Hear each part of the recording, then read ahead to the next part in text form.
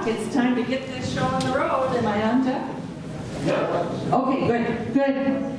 Hello, everyone, and welcome. My name is Lois Lundeen. Hi. Hi, everybody. So nice to see that you all came tonight for our winter Whimsy show. This is going to be an exciting show. It's all local talent. People right in your neighborhoods, people you see every day, are coming up to show their talent for you. This is an exciting night on a winter night. I would like to introduce Peggy Kelly and Darcy Sullivan. Oh, I hate it when that happens. Darcy Sullivan, they are both my counterparts on this concert, so I'm... And of course, this is Lois Lundeen. And we were dubbed as we're kind of just the concert ladies. We'll see if that sticks or not. You know, we wanted to do something fun because we're all in this winter together, right? We're here. We're the ones that chose to stay, so we might as well have fun. And, you know, when I think about winter, I've been away from here for over 40 years, and I don't really remember a whole lot about winter from being little, except that it was cold, and I'm sure we had fun and we played in the snow. But now coming back, one of the things that I have just absolutely found I love is the sunlight. And with the low arc of the sun, it always has that golden hue. So every time I go outside that it's not cloudy, it just fills me with joy and it makes me happy to be here in this winter.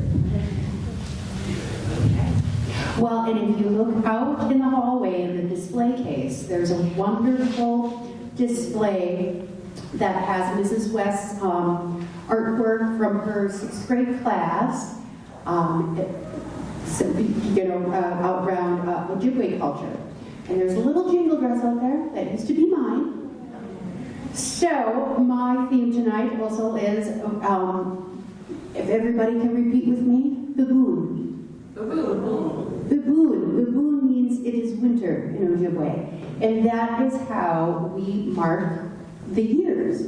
Because winter is such a make or break time, you know, so that's how we mark our birthdays, is baboon. So you would say, and don't ask me to count how old I am in Ojibwe, but you end it with baboon, and that's how many winters old you are, how many winters it is. So there you go. So that's our word for tonight, baboon. It is winter. Very good. We do want to invite you during the intermission to take a minute and look at the display boards that are out, the blue boards. Our elementary classes, several of them did winter-themed art, especially for us tonight, and it'll be up for a little bit afterwards, as well as the display case. So take a look at the different boards. We have kindergarten through 6th grade, so they did a great job and are wonderful. And if you look at the back of your program, the teachers in the classrooms are listed, so we are very grateful for those teachers for being willing to do this just for us tonight. Are you ready? Anything else today? No, I'll save my last piece for the very end. Let's get this show started. We have some great stuff tonight.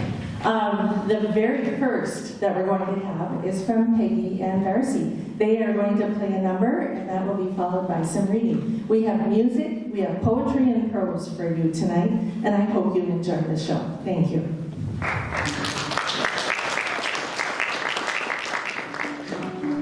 And we are going to play a lovely waltz called the January Waltz. It was written by Betsy Ellis, who is a dear friend of mine, and this is a tune that's known worldwide and loved. So I hope I can play it well for you. I know Darcy will do a great job, and I hope you enjoy it.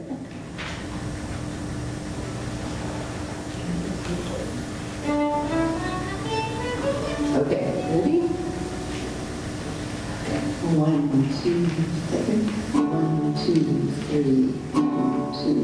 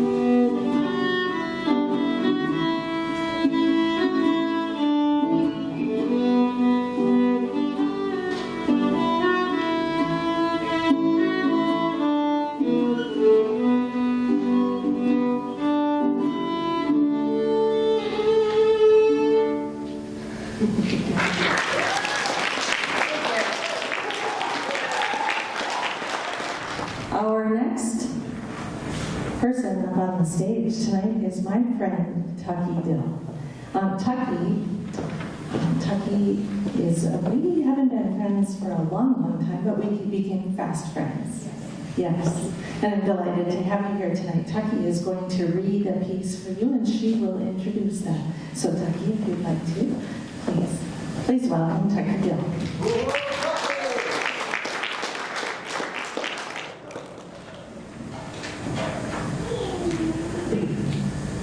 Nice to be with you tonight.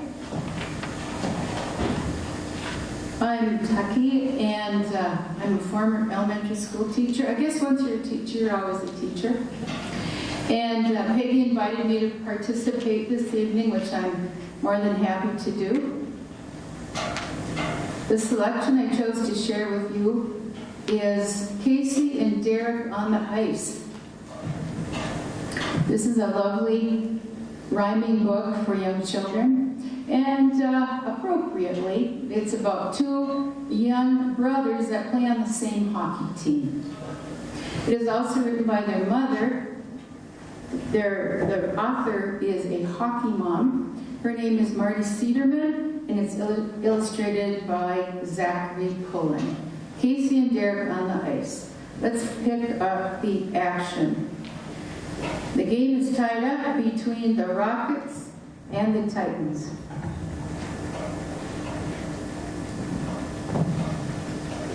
The outlook wasn't hopeful for the Rocket team that day. The score was 3-2 with just a minute left to play. So when their left wing stole the puck, the Titans looked convinced the victory would soon be theirs. This game was surely cinched. But double shifts had left the brothers tired and worn out. Just call for time! A very eager fan stood up to shout. The Rockets had no timeout left. They used it up before. They'd clearly need a miracle to even up the score.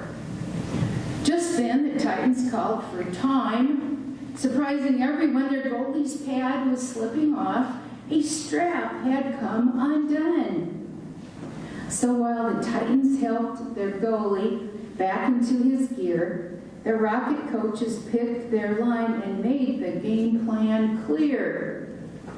Then Casey cleanly won the draw to Derek on his right, and Derek sprinted down the boards with all his speed and might. Then Derek quickly cut inside, dividing the defense. The Rocket bench was on its feet and wide-eyed in suspense. Could Derek beat the goalie? The game had come down to this. He wouldn't get another chance. Would Derek score or miss? The goalie moved out from the net to make that crucial block. And seconds slowed as everyone awaited Derek's shot. But Derek's ready hockey stick would never shoot that puck. A Titan made a desperate lunge, and Derek's skates were struck, and all watched in disbelief as Derek crashed upon the ice. He slammed into the boards. The final buzzer sounded twice. The Titans cheered and jumped for joy. The Rockets had been whipped. But cheers were quickly muted when the referees called tripped. A power play, a penalty shot? What would the refs decide? The Rockets got a penalty shot and all their hopes revived, but Derek couldn't take the shot. He seemed too limp and lame. So Casey took his place at center ice to tie the game.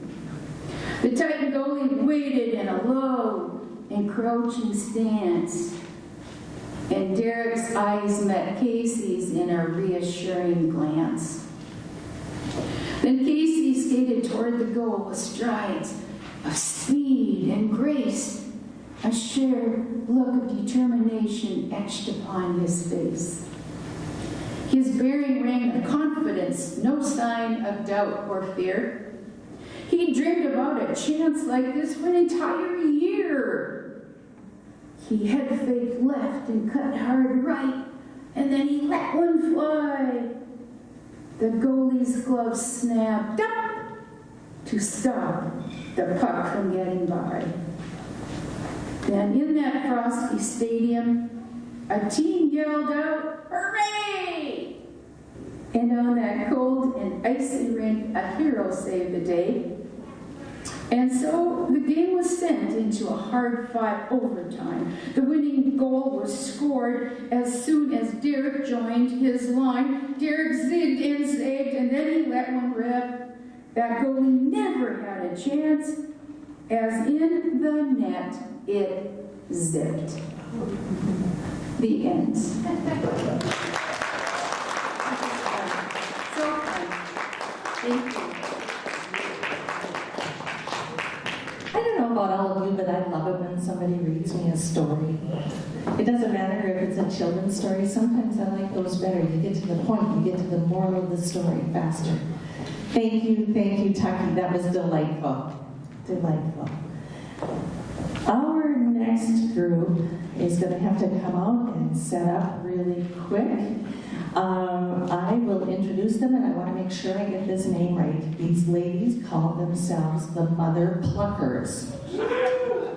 Yeah, they are a feisty group. They were in here earlier, they were rehearsing, and it was a lot of fun. I could hardly wait for them to come out. Ladies and gentlemen, Darcy Sullivan, Rayanne Conant, Carrie Olsen-Niggins, and Jennifer Windmills, the Mother Pluckers.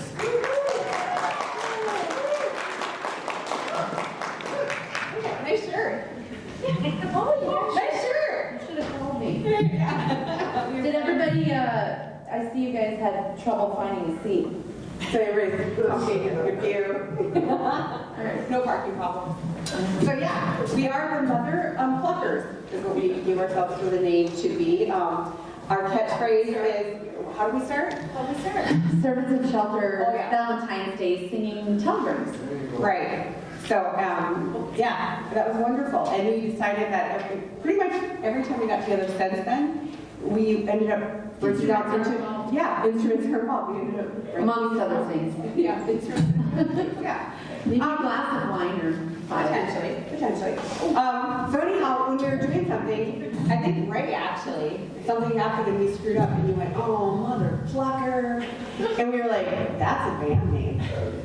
That's right. And then because a lot of it is like Darcy's forte is a lot of folk, she said, we're here to folk you up. Okay, I'm glad you appreciate that. So we learned these songs about a week ago. And we aren't a real band, but we are becoming a real band. Are we a real band? We are. Oh, we're a real band. We're totally a real band. So the plan is that we established 2018. These are great. So we just like to have fun. And if you know any of the words, you are welcome to sing along. You're invited. We're working on it. So these two. Ray and Conant are Swanky Ray. Everybody knows Swanky Ray. Darcy Sullivan, obviously the host, and if you come to any of these programs, Darcy is always here. I'm normally behind the camera. Yeah. Thanks to Nora Sullivan. We need to give her a shout out. Thanks, Nora. And then we have sweet Jenny over here, our sweet Jenny, who's our percussionist, and she's our enthusiasm. And I think you might be grounded. She does. I think you guys let me sing because I'm just loud. Maybe. I don't know. Guitar. We make you sing. All right. So we're going to do it. John number 2. John Denver. Winter.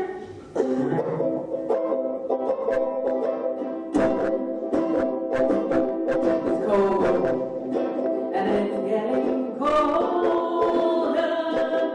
It's gray and white and winter all around.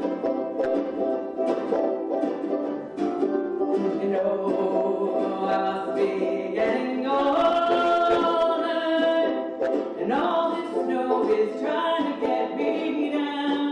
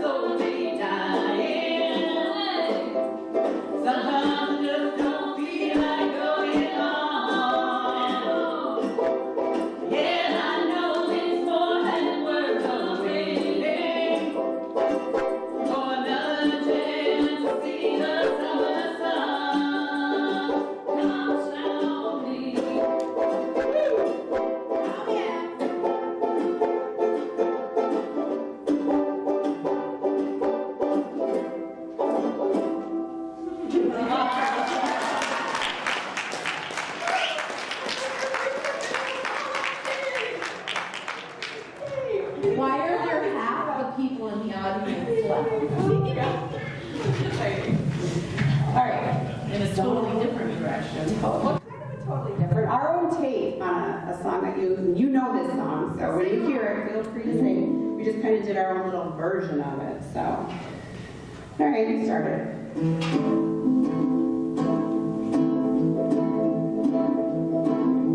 Raindrops on roses and whiskers on kittens, bright copper kettles and warm woolen mittens, brown paper baggages tied up with strings. These are a few of my favorite things.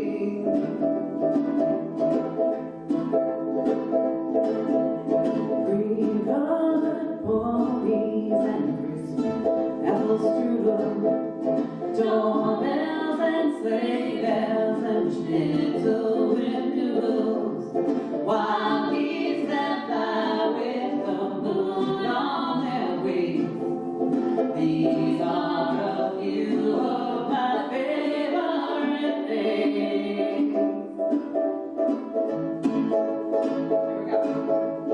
Girls in white dresses, blue satin sashes, snowflakes that stay on my nose and eyelashes, silver white winters that melt into spring.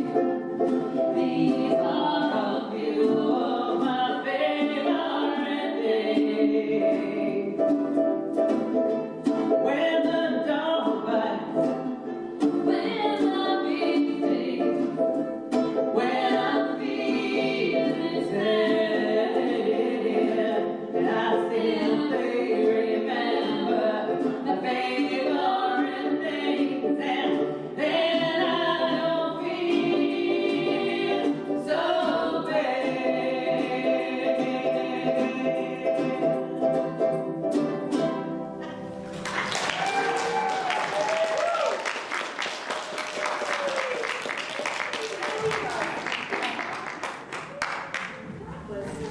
Am I on? No. That was wonderful.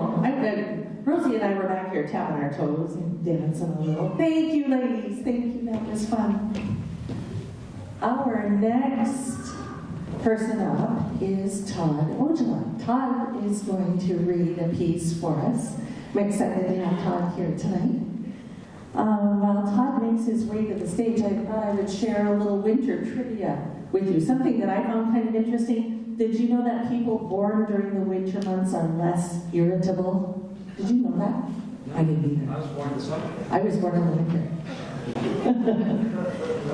While people born during the spring and summer months tend to have excessively positive temperaments, they're also more likely to experience rapid shifts in mood. I know. According to this 2011 research. On the other hand, those who made their entrance into the world during the winter are less likely to have irritable temperaments. Well, I'll leave you with that piece. Thank you for coming here tonight, and you're going to read. You can introduce them. Everyone, please welcome Todd. Good evening, ladies and gentlemen. Thanks for coming out on this rather chilly evening. So, a week or two ago, when I was talking to Peggy after church and found out about this, I had recently found a book that my dad used to read from when we were little, and there was a particular poem that I always remember that really expresses how cold it can get in the winter here. And there's a gentleman from the South who, in this poem, goes to extreme lengths to get warmed up. I should mention brief something about the author, Robert Service. He was born in England in 1874 and seemed to spend a life of being a vagabond and kind of a working man's poet. So, without further ado, this is the cremation of Sam McGee. There are strange things done in the midnight sun by the men who moil for gold. The Arctic trails have their secret tales that would make your blood run cold. The Northern Lights have seen queer sights, but the queerest they ever did see was that night on the marge of Lake Labarge that I cremated Sam McGee. Now, Sam McGee was from Tennessee, where the cotton blooms and blows. Why he left his home in the South to roam around the pole, God only knows. He was always cold, but the land of gold seemed to hold him like a spell. Though he'd often say in his homely way that he'd sooner live in hell. On a Christmas day, we were mushing our way over the Dawson Trail. Talk of your cold. Through the parka's fold, it stabbed like a driven nail. If our eyes reclosed, then the lashes froze, till sometimes we couldn't see. It wasn't much fun, but the only one to whimper was Sam McGee. And that very night, as we lay packed tight in our robes beneath the snow, and the dogs were fed, and the stars overhead were dancing heel and toe, he turned to me and, "Cap," says he, "I'll cash this trip, I guess, and if I do, I'm asking that you won't refuse my last request." Well, he seemed so low that I couldn't say no.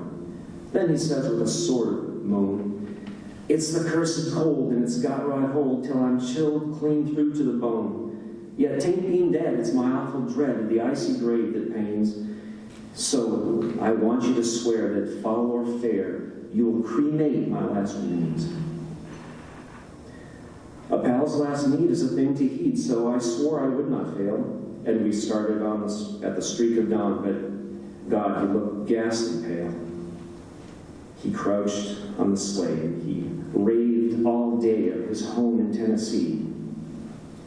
And before nightfall, a corpse was all that was left of Sam McGee. There wasn't a breath in that land of death, and I hurried horror-driven, with a corpse half hid that I couldn't get rid because of a promise given. It was lashed to the sleigh, and it seemed to say, "You may tax your brawn and brains, but you promised true, and it's up to you to cremate those last remains." Now a promise made is a debt unpaid, and the trail has its own stern code. In the days to come, though my lips were numb, in my heart how I cursed that load, in the long, long night, by the lone firelight, while the huskies round in a ring howled out their woes to the homeless snows. Oh God, how I loathed the thing. And every day, that quiet clay seemed to heavier and heavier grow. And on I went, though the dogs were spent and the grub was getting low. The trail was bad, and I felt half mad, but I swore I would not give in, and I'd often sing to that hateful thing, and it hearkened with a grin, till I came to the marge of Lake Labarge, and a derelict there lay. It was jammed in the ice, but I saw in a trice it was called the Alice May. And I looked at it, and I thought of it, and I looked at my frozen chum. Then, "Here," I said with a sudden cry, "is my crematorium." Some planks I tore from the cabin floor, and I lit the boiler fire. Some coal I found was lying around, and I heaped the fuel higher. The flames just soared, and the furnace roared, such a blaze you seldom see. And I burrowed a hole in the glowing coal, and I stuffed in Sam McGee. Then I made a hike, for I didn't like to hear him sizzle so. And the heavens stalled, and the huskies howled, and the wind began to blow. It was icy cold, but the hot sweat rolled down my cheeks, and I don't know why. And the greasy smoke in an inky cloak went streaking down the sky. I do not know how long in the snow I wrestled with grisly fear, but the stars came out, and they danced about ere again I ventured near. I was sick with dread, but I bravely said, "I'll just take a peep inside. I guess it's cooked, and it's time I looked." Then the door I opened wide. And there sat Sam, looking cool and calm, in the heart of the furnace roar. And he wore a smile you could see a mile, and he said, "Please close that door. It's fine in here, but I greatly fear you'll let in the cold and storm. Since I left Plum Tree down in Tennessee, it's the first time I've been warm. There are strange things done in the midnight sun by the men who moil for gold. The Arctic trails have their secret tales that would make your blood run cold. The northern lights have seen queer sights, but the queerest they ever did see was that night on the barge, Lake Labarge, to me to the San McGee. Thank you.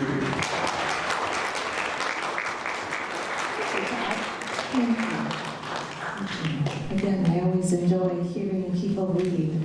I was really pleased when Peggy suggested, when we were talking about having this program, that we not only have music, but that we have people come in to read. So I like to be read to, and I hope that all of you are enjoying it as well. Next on our talent list tonight is my dear friend Rose Carlson. Rose and I met here at Bacchus. She used to work and learn with John Faith, and she has many, many talents. She never fails to surprise me. Tonight, she is going to play 2 songs on the piano, and we are also going to get to enjoy some of her photography collection. We have a slideshow coming up. Here it comes. All right, and Rosie, if you would like to come out, please. Please welcome my friend Rosie.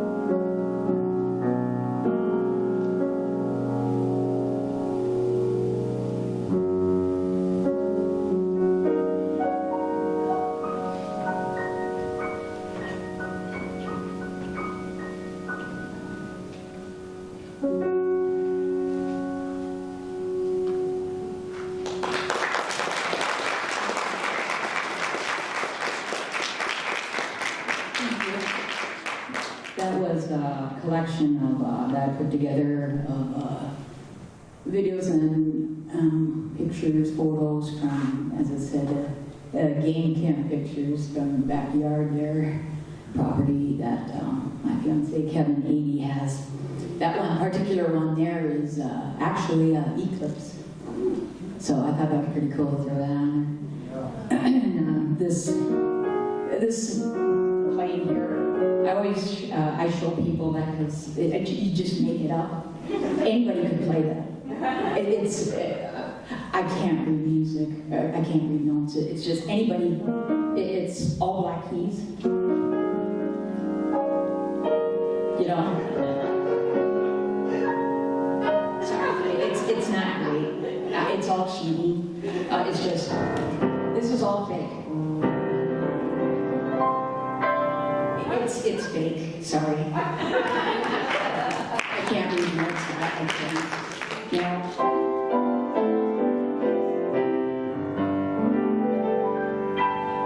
I'm sorry, I can't read notes. I haven't played for quite a while, piano, and I kind of got arthritis. You have to bear with me. I've been practicing. Oh, this song. Lois kind of requested this. I said, this has nothing to do with Winter Whimsy at all. She's like, what else do you know?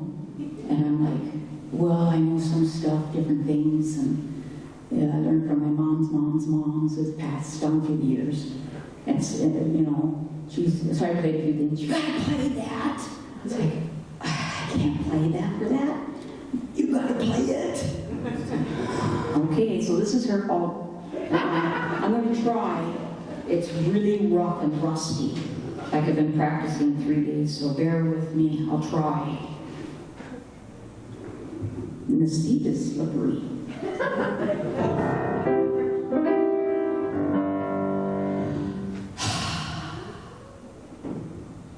I'll try. Shake my nerves and rattle my brains. Too much love drives a woman insane. You brought my will, my what a thrill. Goodness gracious, great balls of fire. Again, love, but I thought it was funny. You get me along and you woo, honey. This love is mine and it's mine. Goodness gracious, great balls of fire. Kiss me, baby. Ooh, it feels good now. Hold me, baby. Oh yeah, now. Let me love you like a lover should. You're fine, so kind. Gotta tell the world that you're mine. I drew my nails and I twiddle my thumbs. A little nervous, but this is really fun. Come on, baby. You drive me crazy. And goodness gracious, great balls of fire.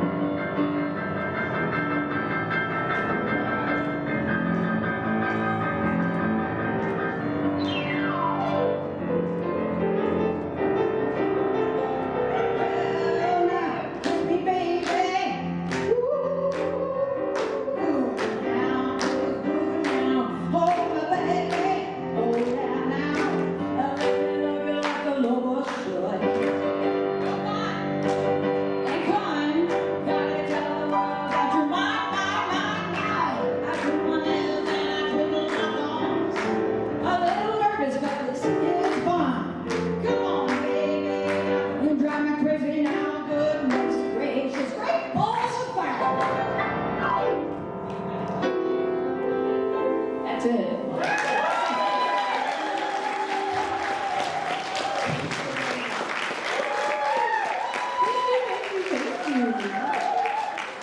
Not bad for not knowing how to read music. Man, when she played that, for those of you who don't know, we have a piano in the dining room and we call it our honky-tonk piano. And that's exactly what it is. And she fired that up on that piano. I wanted to reel that piano in here and have her play it. But she's, I'd like to play the big one. Okay. But wasn't it wonderful? Yeah. Thank you, Rosie. That girl can play the violin, she plays guitar, she sings. I'm sure she's got a few other tricks up her sleeve that maybe we'll find out about someday, but thank you. This next group is a fun one too. Bluegrass is in the house tonight to play for us. They are our local favorite. Yay, we're happy to have them here. So everyone, please welcome Bluegrass. When they have finished their set, we're going to take a brief intermission. You can get up and stretch. There's soda down here in the machine or at the bar. We have some wine. And please go out and check out the artwork. But for now, it is my pleasure to introduce Bluegrass. Check. Thank you very much, guys. Hey, was anybody here for the Christmas thing, the Christmas show thing? Woo! Wasn't that a lot of fun, that snowball fight? That was my favorite part. When Joe first called me and told me about that, I'm like, yeah, that's gonna be all right, but people are not gonna like it. Those kids that night, they just got really into that. That was really fun. We're gonna, when we were asked to come here tonight, Peggy said, hey, why don't you do just all original stuff? Sorry about these. Oops. Yeah, my instrument changed. So we're going to do a bunch of songs that Judith wrote. Not a bunch, we're just going to do like a few. So all these songs, if you like them, let her know. Okay, well, they say write about what you know. So I wrote about my family, mostly. This first one. Is this a love song to me? Yeah.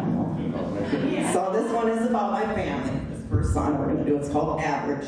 If you see a 3-year-old come over here, that's my grandkid.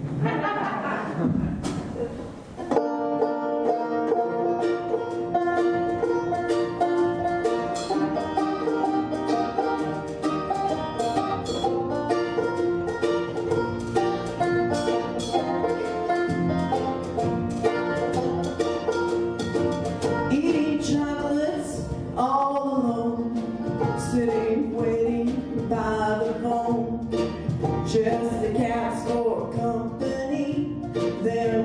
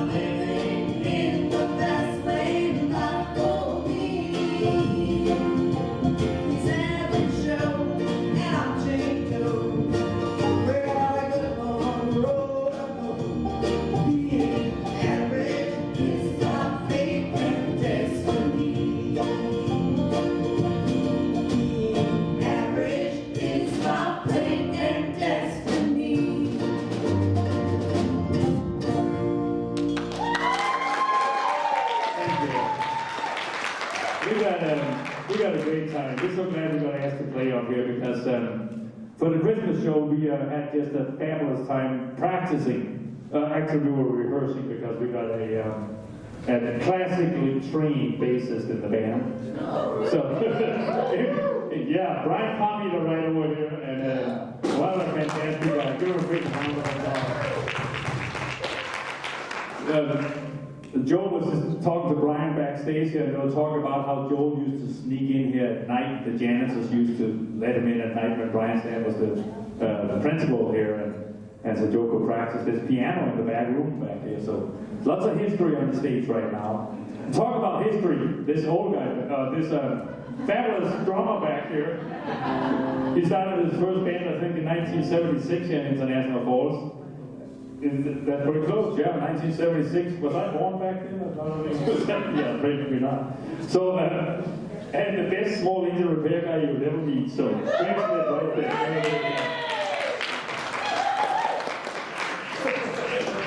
Yeah, I didn't call you Bob Smith this time. Yeah, he's a bluegrass band. You know, bluegrass bands don't have drums, so we're under the radar here. Don't be talking about this. Well, he's not really bluegrass songs. Well, he's not bluegrass songs again. Well, we look like a bluegrass band. We could be. We got a band here. Yeah. So, I'm the banjo over there. My favorite sister-in-law, the best banjo player in between Birchdale and International Falls, and Christine Holtman. Well, maybe I shouldn't include the International Falls. Between Lowman and Clementon. There you go. And my wife Judith right here, who wrote all these songs tonight. Yeah. So make a sandwich if you go to the deli. So yeah, there you go. All right. Okay, so this next one, well, actually I wrote another one we're going to do following this one first for my son for his birthday. And then I got in trouble because that was in March of last year. And then, of course, my daughter's birthday is in August, so the pressure was on that I had to write a song for her as well. So we're going to do her song first. And this is called The Story of Your Life.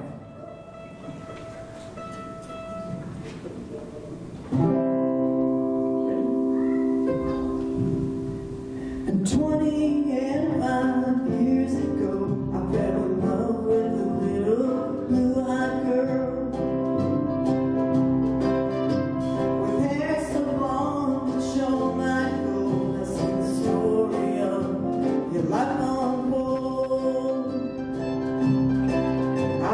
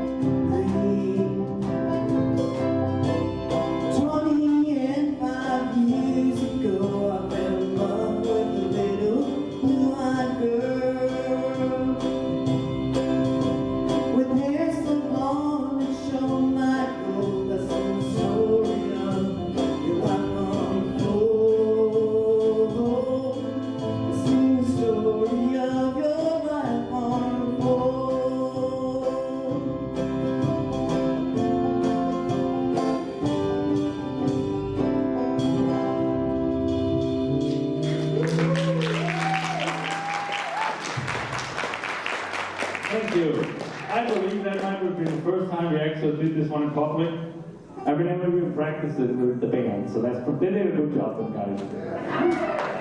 That's when you work with pros, you know you're working with pros.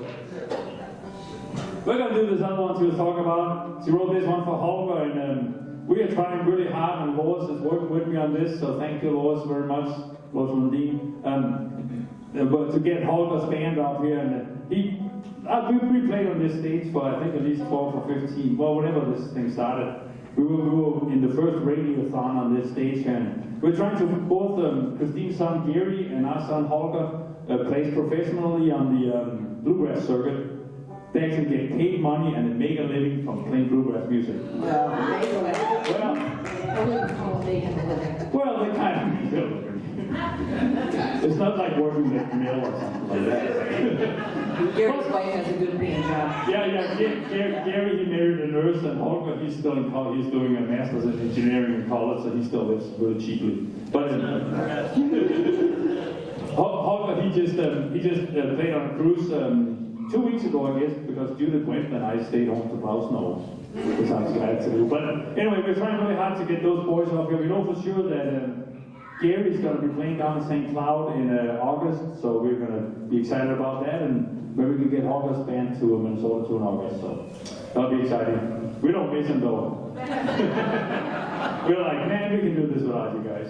So anyway, this song here, last year, when we were all in lockdown and all this, Judith decided, we get 3-year-old back there. That's Christine was trying to, Yeah.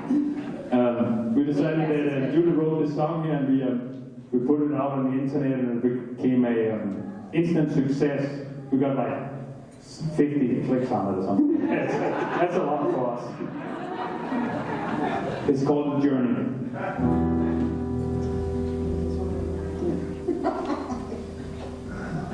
You have a part of it. I know, that's why I asked.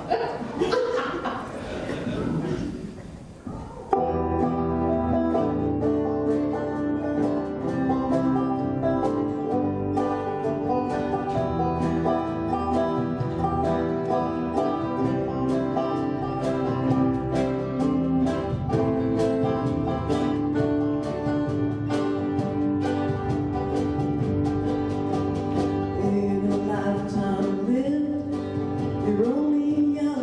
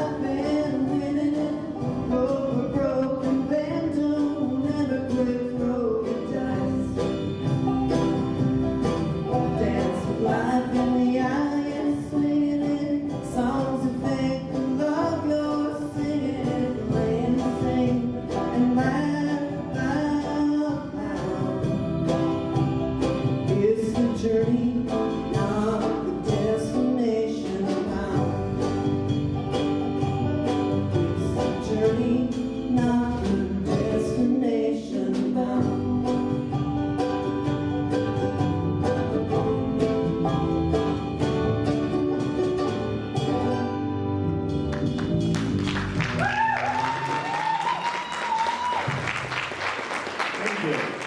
This is like good Nelson right there. Let's hear it on the top. In front of your eyes, yeah, there's all kind of stuff going. Man, the drummer went wild, the bass guy was doing stuff. It was just like, wow, we should do this more often. Are we all ready to begin? Yeah, no. Yeah. Okay, yeah, so anyway, this was by request. So thank you, Craig. We're going to do this one here. This is another one that Julie wrote. That's called Minnesota Hot Dish.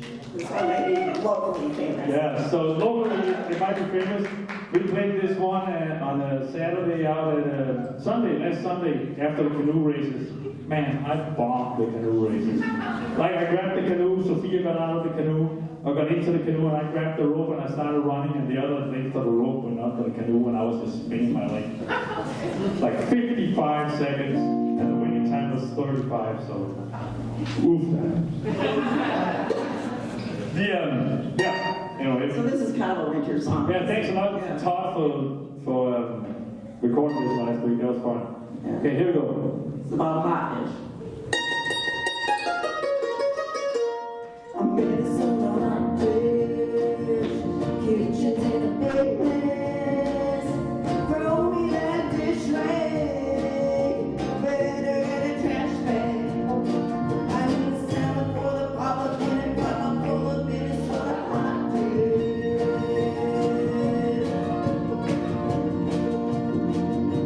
Hamburger, top brown butter by the half pound till it's done. By the side we sit up and swallow down the tater tots, sour cream. Don't forget the green beans, egg pots, start to steam, top it up with salt. Minnesota hot dish. Sweet tomatoes, onions, soaked in a good cracker crumbs, wild rice, bacon, fried bacon, potatoes, petrified, canned spam, celery, caper, macaroni. Looks a little watery, but who needs a recipe? Minnesota hot dish. Minnesota hot dish. Kitchen's in a big mess. Throw me that dish rag. Better get a trash bag. I need a salad full of Republican and broccoli full of Minnesota hot dish.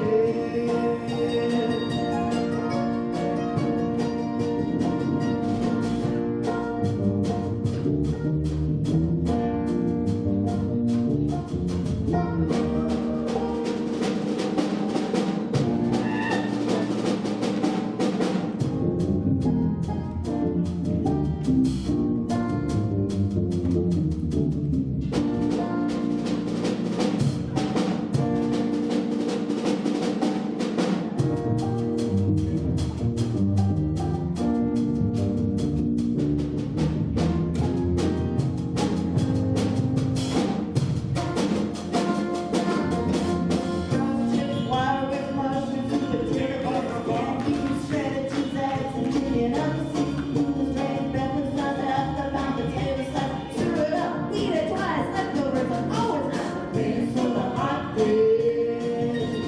Minnesota hot dish. Kitchen's in a big mess. Throw me that dish rag. Better get a trash bag. Minnesota hot dish. Kitchen's in a big mess. Throw me that dish rag. Better get a trash bag. I need a salad full of Republican and crop full of Minnesota hot dish. Minnesota hot dish. Minnesota hot dish. Minnesota hot dish. Minnesota hot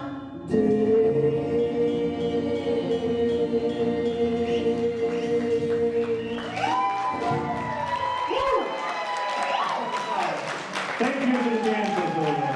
Thanks a lot. Like Lola said, we're done well.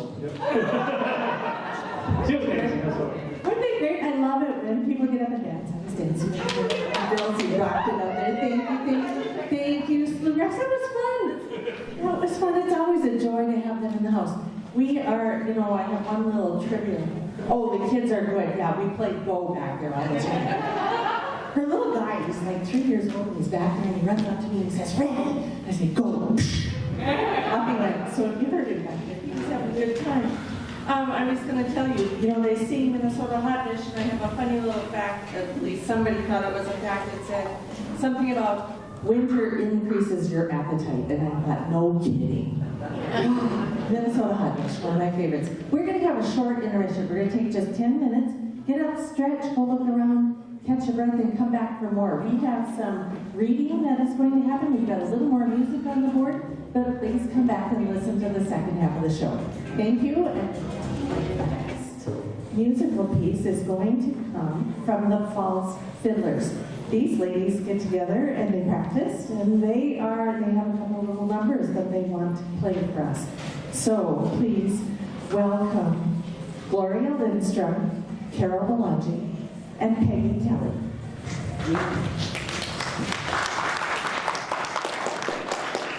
Hello, thank you. We're going to play two pieces for you this evening. The first one is called The Winter Waltz, and it is written by Jay Unger of Ashokan Farewell fame. I'm sure everyone is familiar with him through that music. But he is also a very prolific writer of other music, and particularly loves waltzes. So this one's the Winter Waltz. It's he says Eastern Europe meets Latin America. And the music note is, Jay composed this spicy waltz to warm the soul on a cold winter night. So we thought it was just perfect to share tonight. I have a hope.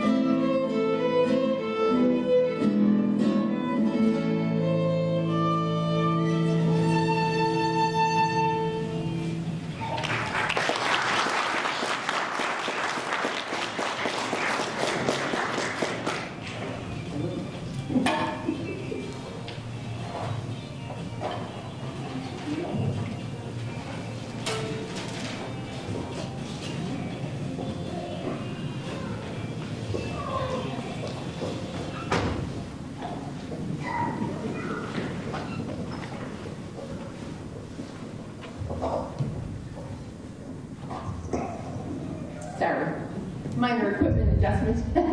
Our other piece, the things we do in the winter, we go outside, we play in the snow, we do crazy things in the cold weather that people who don't live here don't understand. And we also spend time inside watching old movies and staying cozy and comfy. So we wanted to play Edelweiss from an old movie favorite songs.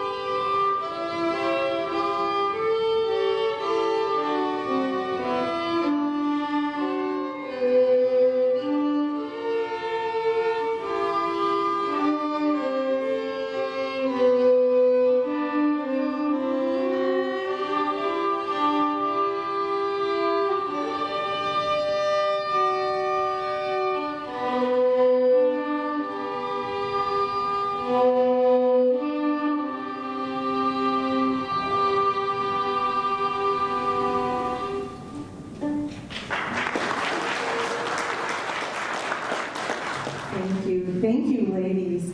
It is really a joy to have the Rainy Lake Community Orchestra here, and these three ladies are a part of that orchestra. So when you hear about them playing in the community, please do take the initiative, go out and see them and listen to them play. It is truly beautiful. This next gentleman is a dear friend of mine. We met many, many years ago. Lee Grimm is going to come and read for you. I remember when I was a little girl, and Lee was a teacher out at Rainy River Community College, and he was a good friend of a friend of mine, and I always admired Lee. He's had great experiences in his life. We've spent some time, he's told me some stories that somebody should really write your life story. You sure they were true? To the best of my knowledge, they were. So ladies and gentlemen, please welcome Lee Grimm. I'm not an artist, and I don't think I'm whimsical, but I'm here at Lois's request. And I did tell her what I was going to read tonight because I sent it to her in an email. I thought about who in my life have I known that's written poetry. And so I thought about Al Hunter, who was former chief at the Rainy River First Nations, across the river from the Bluegrass people. I thought about Doug Straight, who's written stone poems. I thought about Bill Holm, who spent time on Oprah's Islands up here in Rainy Lake and has been an author and writer in Minnesota. And I thought about Derek Lessard, whose parents put together a book of poetry that he's written. And I thought about J. Drew Lanham, who I spent 3 weeks with in South Africa a few years ago on a tour with Clemson University. They've all written poetry and things, and I want to read a few things tonight. First of all, I'm going to start with Al Hunter. And Al has been one of my students in the past, and he's also been involved as a chief at Rainy River First Nations. And he spent a lot of years negotiating with the Canadian government, the Ontario government, over trying to reclaim land that is Anishinaabe land. And I was invited today, the day that the government people were all there at Manitou, and they gave back $46 million and a whole pile of acreage of land to the First Nations. And it was an honorable day. Anyway, Al has written 4 books of poetry. One of the books is called Spirit Horses, and in it is a poem, a piece, about the way in which First Nations people have dealt with the Canadian government and Ontario government and treaties and promises. The first poem today is called The Union. Your arbitrary rule of law having been written in my absence, I am therefore relegated to the rank and file. I have become a shadow in the corner of your mind. I have become once again a living shadow of your past. I have been expunged to the back rooms of the non-negotiable. From the first time to the 1,000th times, I have been cast out the window as another non-binding, non-negotiable, non-collective agreement torn to shreds. All negotiations have failed. Having bore witness to the gutting of my inalienable rights, marathon has ended. Having been a slave to this labor, I will cease to bargain at your table. Having been a commodity to this labor, I shall trade my heart for shadows. The contract is over. I hereby give notice of my intention to invoke, notwithstanding this expulsion, this escape from this labor. And I stare at the signature line where it says, the nameless shall endorse here, having been executed and bore witness, this contract shall last in perpetuity, having been signed and witnessed heretofore, with the understanding that love and loyalty from heretofore shall just be implied. I resign. L. Hunter. 46 years they spent time negotiating to reclaim their lands and their treaty rights. Al had a really neat other side of him. And the other day was Martin Luther King Day, and it was full moon day. And here's one he wrote called "I Talked with the Moon." I talked with the moon tonight. I asked her for a favor. I asked her to cover you. I asked her to visit your home. I asked her to visit your waters, to take love and forgiveness, to dip it in moonlight, to offer it to you, and once you had enough, to remind you he is thirsty too. Another piece called lacuna. In scientific terms, a lacuna is a blank space or a missing part or a gap. Lacuna. In the hollows between time and forgiveness, in between love and longing, in the hollows between grace and faith, in between diamonds and the rough, in the hollows between struggle and freedom, in between flotsam and pearls, in the hollows between earth and sky, in between anguish and recovery, in the hollows between darkness and dawn, in between memory and healing, in the hollows between proof and promises, in the hollows between love and loss, finding you. And a poem about living maybe on the res and living a life. Goodbye to this hurt town. Goodbye to this hurt town. My heart isn't rent to own.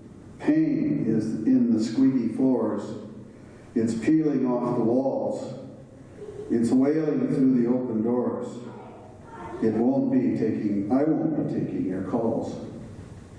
I'm done. Read her message in a bottle. Go then, darling. Go on. I'm saying goodbye to this hurt town.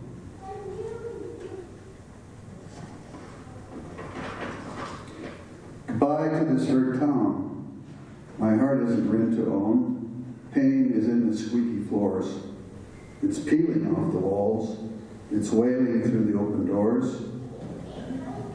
I won't be taking your calls. I love you. I hate you, said the whiskey and the rum. Which is it, my love? Hate straight up or love on the rocks? Goodbye to this hurt town.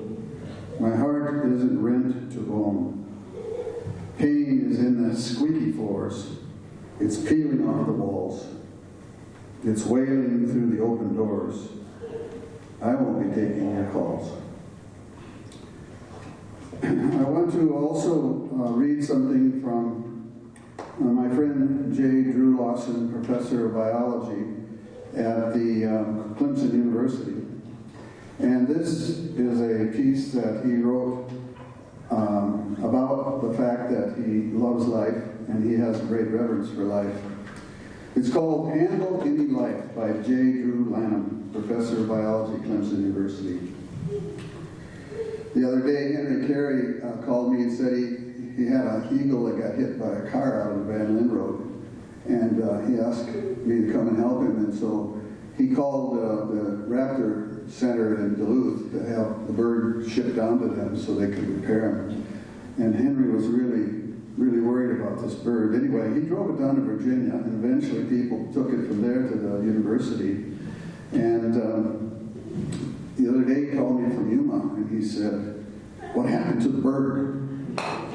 And I know the lady that runs the center down there, Julie Ponder, so I called her, and she sent a picture of the bird when it first got there, and I sent it to Henry. Anyway, the other day, she said, the bird was released. So I called Henry in Yuma, and he said, "Oh, I'm very, very, very, very happy happy. I'm glad to be a proud American and that the bird was given its freedom once again.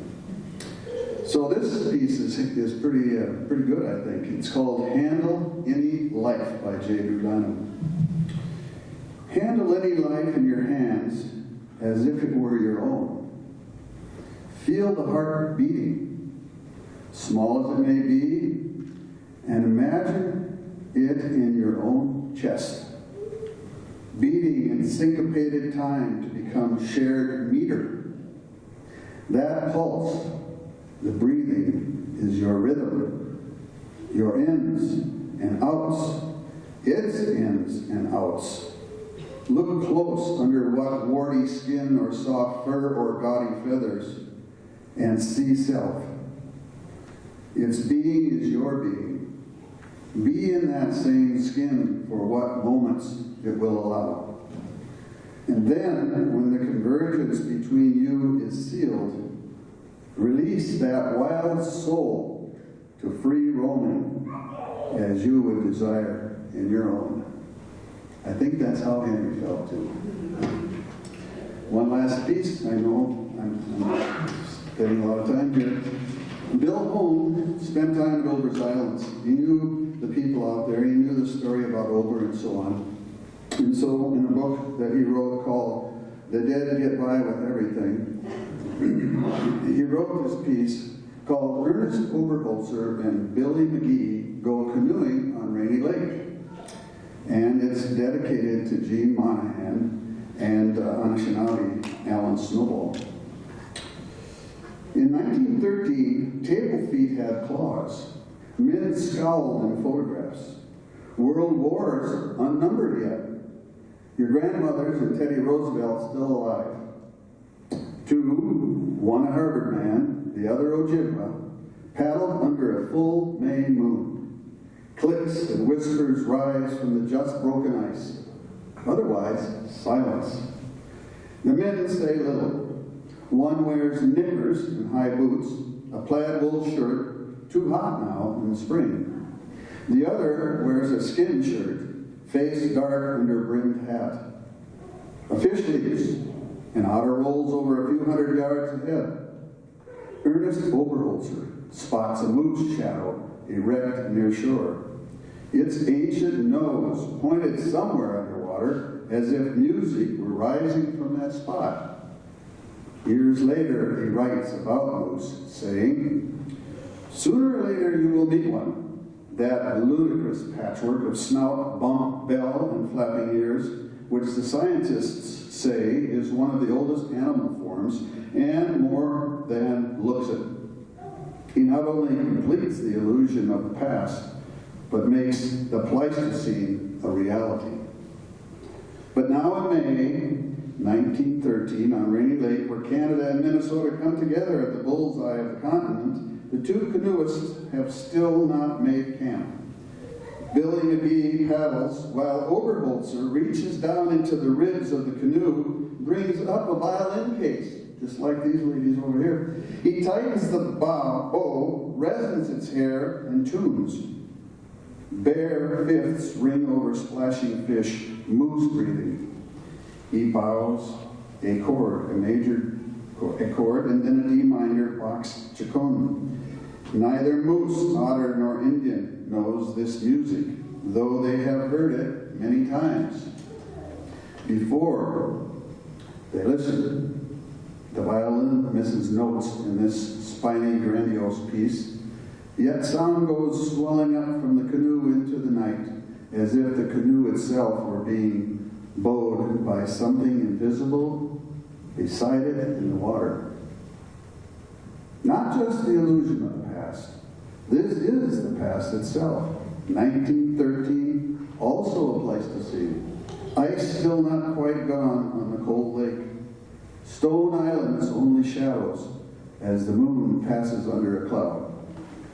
The cajon moving into a major key down in the low violin strings. The moose slowly lifting his great heavy nose up from the water into the cold spring night. Thank you, folks.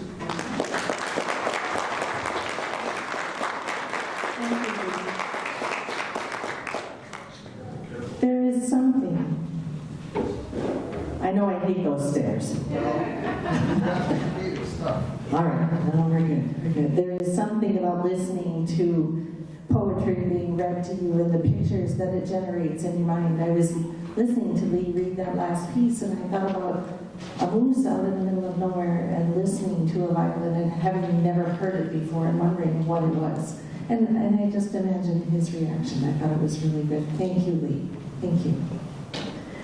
Next, we have Evie Conant.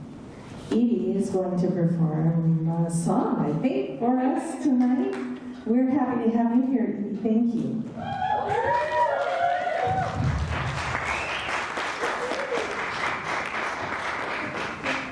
This one? All right. Okay. So, threw this together extremely last minute. So, this is a Fleetwood Mac song. This is one of my favorites. So yeah, I'm just gonna kind of get into it.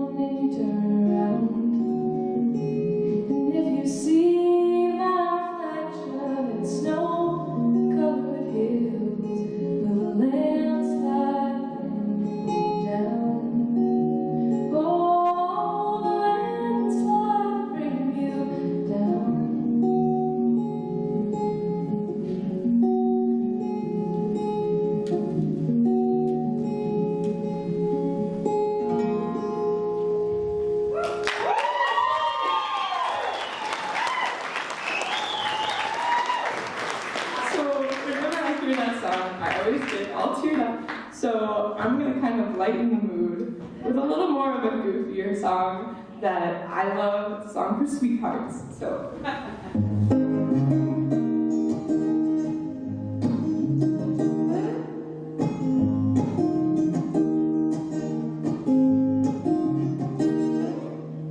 I've been watching you for a long time, but you just see right through me, and I can't seem to get you off my mind. You don't know what it's going to do.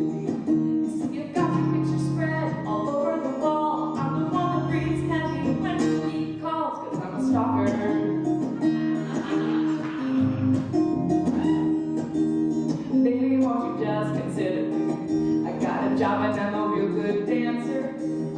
money and in cars. I love cats and I won't take a no for an answer. You know that Hershey's makes kisses by the ton, but I'm only asking you for one, cause I'm a stalker.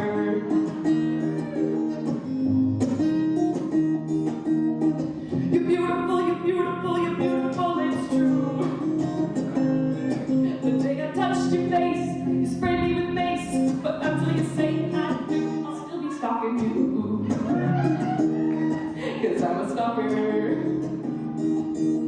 Baby, I don't mean you any harm. You didn't have to get that restraining order.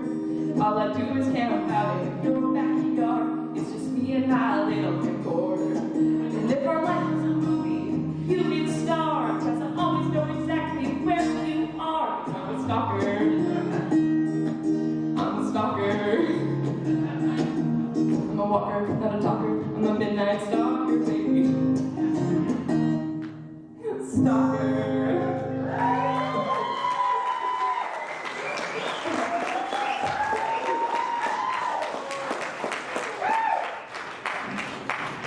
Edie, that was great.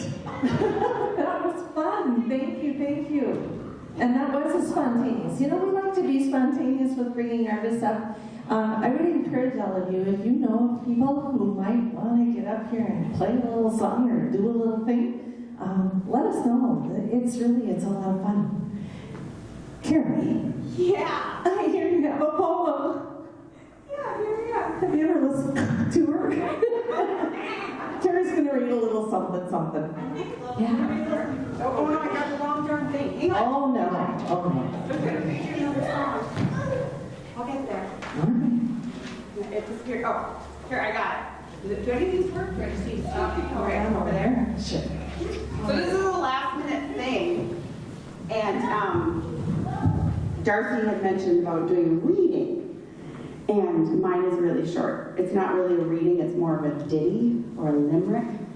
But winter whimsy theme. This is from the Tasca newsletter, and it's called A Minnesota Poem. So it's winter in Minnesota, and the gentle breezes blow 70 miles an hour at 35 below. Oh, how I love Minnesota when the snow's up to your butt. You take a breath of winter air, and your nose gets frozen shut. Yes, the weather here is wonderful, so I guess I'll hang around. I could never leave Minnesota because I'm frozen to the ground.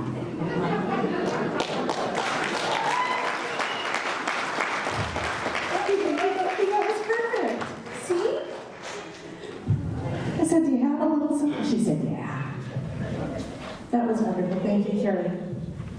Our next performer is someone who's probably very familiar to you. Joe Malachi is going to come out and play.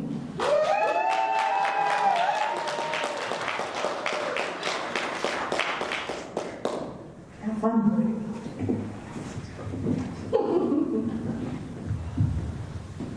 Well, it's really an honor to be here tonight and play on this 9-foot Steinway concert grand at the historical Bacchus Community Center. Lois told me, do something you've never done before here.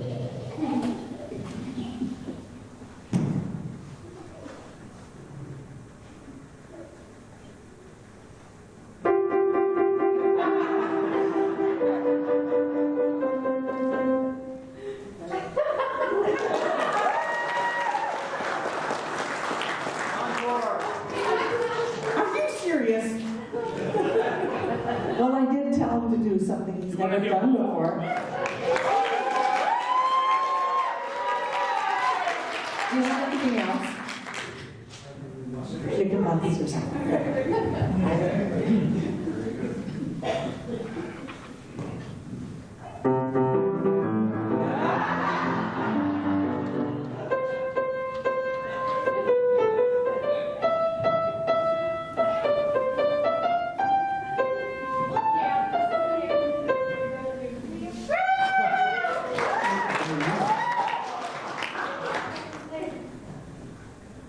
Everybody knows this that a duet. But if you take that song and maybe play it a few notes lower,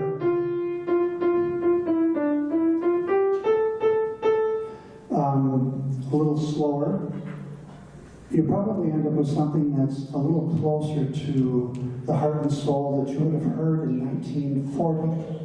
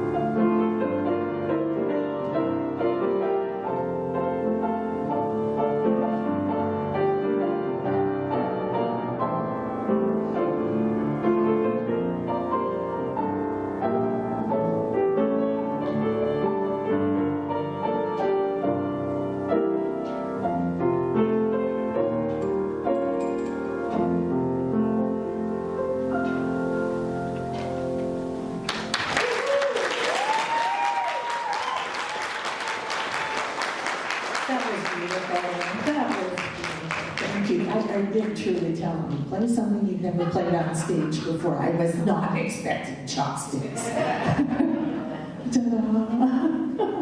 It was really good. Thank you, Joe. Peggy Kelly is going to play a little piece for us. Peggy?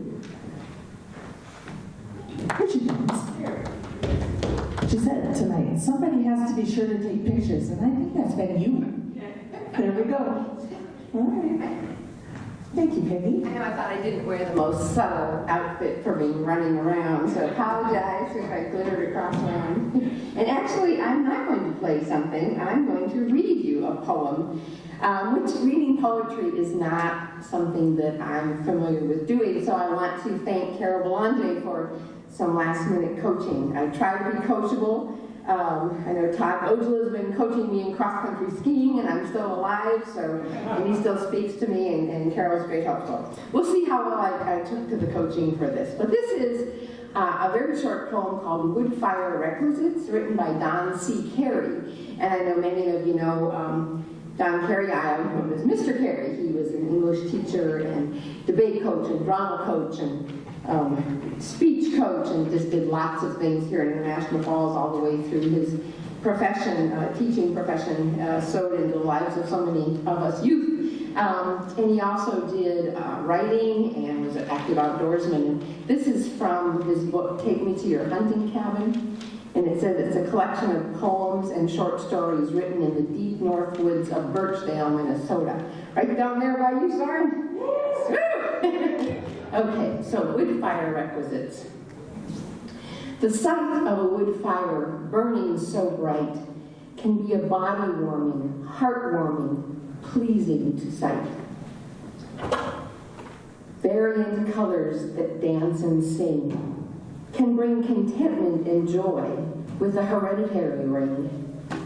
The smell of wood smoke can rouse deep within the feelings of ancestors, caves, and fur skins. Delighted we may be with wood smoke and fire, from the downing to cutting to splitting to stash, from fireplace to fireplace tile to fireplace aglow. Then shovel out the ashes and give them a throw. But it's all worth the labor when on a cold winter night, we nestle down by the fireplace and enjoy such a sight. Don C. Carey.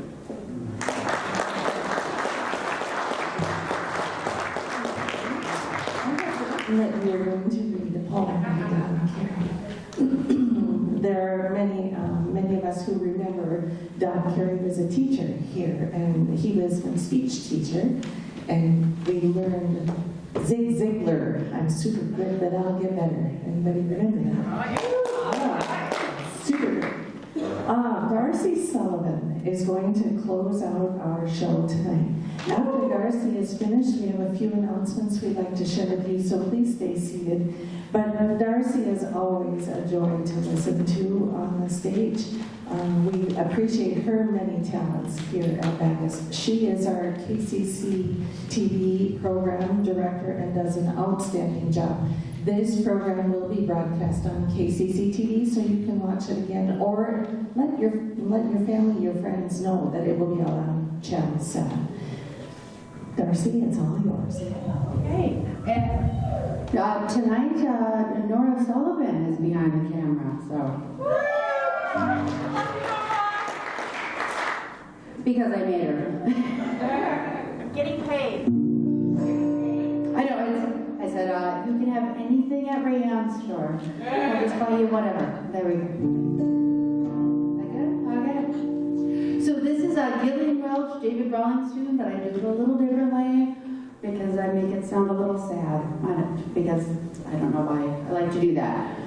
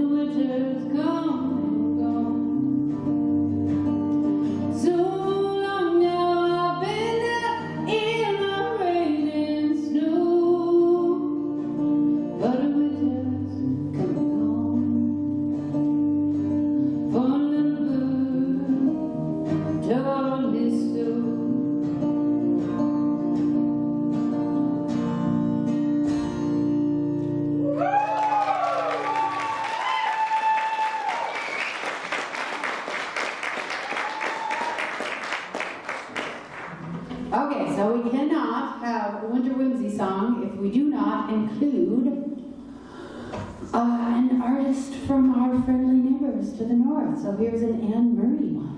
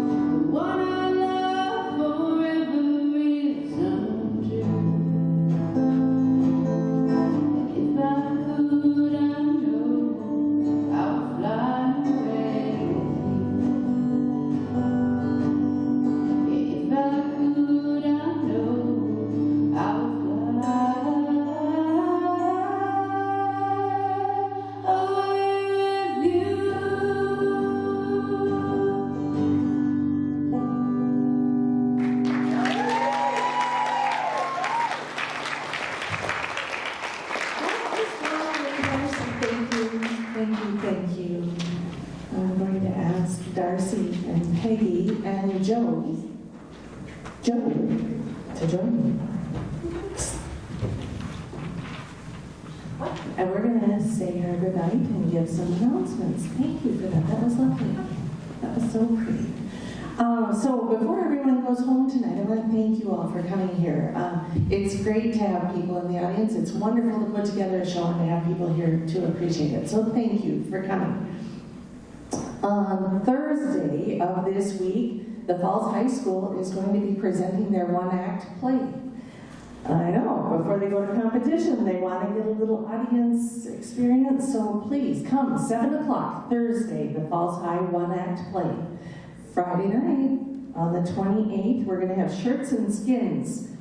They play a variety of loud and rowdy good music, so come, bring your dancing shoes. We're going to have the stairs open here, things open so people can come and dance. Tell your friends, tell your neighbors, and come and listen to Shirts and Skins. A local favorite is coming back on February 19, 7 p.m. That's a Saturday night, February 19. Gary Hooker is coming back to play. I know, it's exciting. And he is really excited about coming here. So, come. We've got lots of room. People can spread out, space out, and just really enjoy Gary Hooker's music. It's a great experience. They are going to be doing that concert in honor of Myron Harlach and Paul Severson, who are good musician friends of theirs. So please do come celebrate that night of music with Gary Hooker and friends. Well, we just want to thank everyone for coming tonight, right? And I've heard did you want to do some thank yous? Okay. Well, thank you to everyone who said yes when we asked them if they would play, because this would not have happened without all the generosity of everyone who shared the stage tonight. So whether you did a reading or played some music or with our wonderful announcer, played the beautiful piano or whatever, we just thank you so much, because I hope this was fun. I hope you warmed your winter heart a little bit. And also, none of this happens without a lot of people doing a lot of things in the background. So Jeff McCarg has been here all day long, setting up all the sound and getting the stage lights and just everything. That was wonderful. And Darcy and her crew with KCC TV. Well, yes, Nora's doing it today. Thank you, Nora. Nora is KCC. And I just really want to emphasize how important it is that we have that capacity here in this community. People, when we do these, I have people say something to me for weeks on end. Oh, that was such a fun concert. I watched it last night. And then it's on YouTube too. You don't have to just wait for it to be on the local access or when it's done there. I have friends all over the country that are watching our shows here because of Darcy and Nora, so thank you guys. And also to Lois and the backup and all the staff and volunteers that whether it's putting out flyers, then Melange is our trooper out there, or the people that are staffing the doors and everybody. This would not happen without, so thank you. It's a whole team. No, it's a whole team. Yeah. Perfect. That was great, Peggy. Yes. So, please contribute to the arts. Yes. And there's one more program coming up. Yeah. March 4th, Friday, March 4th, 7 p.m. We're going to be doing a cabin fever type program featuring the Rainy Lake Community Orchestra again, the youth orchestra. Did they decide on a name yet? They were supposed to vote Tuesday, but we have not heard the outcome. So the little kids that are going to be playing violin that nobody wants to follow because they're so darn cute and they sound great, Rainy Lake Orchestra and the Rainy Lake Handbell Choir will also be playing for us among other groups. So stay tuned for that. Watch for the posters, Dad. That's it. That's it? What, you want chopsticks? Okay. Take us out, Joe. Thank you, everyone. Have a great night. Thank you for coming here tonight. Travel home safely, and do come back again. Bring your friends. Thank you.